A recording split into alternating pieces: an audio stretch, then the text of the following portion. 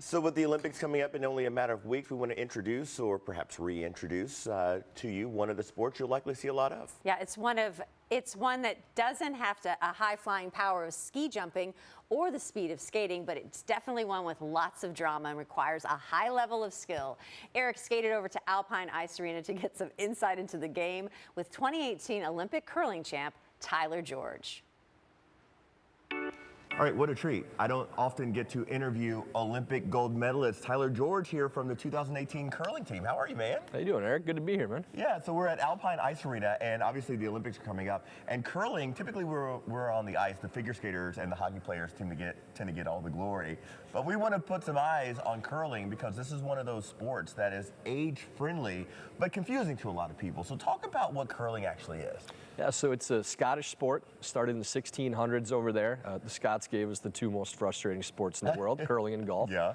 And yeah, it's emigrated over to North America, I think the late 1800s, somewhere in there.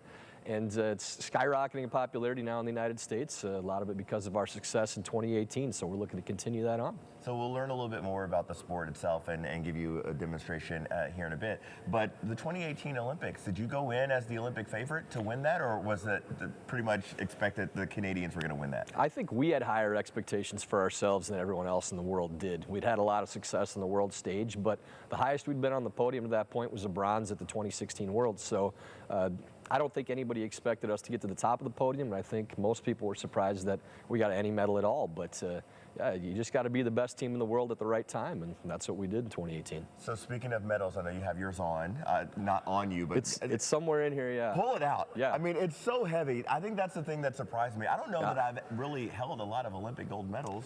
Yeah. And really, the only difference between us talent-wise is one Olympic champion. That's it. I only have one more than you. So yeah, here we are. I'm pretty proud of that.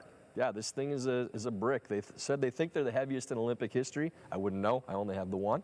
But yeah, here, go ahead and hold it for the shot. Yeah, I'm going to hold on to it for the rest of the interview. What was that experience like? I mean, so many of us look at the Olympics as this far-off place that we never have any ability to get to. The amount of work that it takes to get there and then to win. Mm-hmm.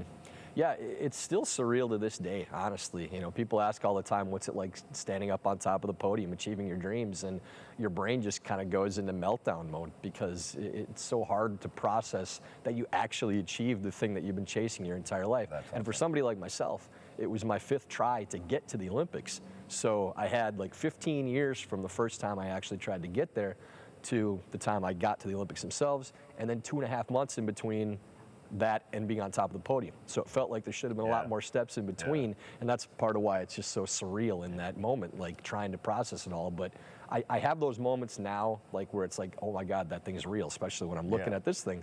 But I don't think it's still fully sunk in yet, and I'm not sure if it ever really will. So talk about your excitement level for the Olympics that are coming up in a couple of weeks, because you're just not an average spectator. These are some of your former teammates. Yeah, it's kind of one of those things where you want to keep in touch with the guys and encourage them and give them your support, but still, stand back at the same time, because as much as it is your team, it's not at the same time. So, I'll be there for if the guys need to vent or just, encouragement, anything like that. But, screaming at the TV, from home, I'm going to try to avoid those types of things. But it's a lot harder when you don't have any control over what's going on. And having achieved that with them and then being on the outside of it will be a different experience for sure, but a lot less stressful probably too. Well, I'll be rooting. Tyler, thanks so much for spending some time with us. Thanks, Eric. Appreciate it, man.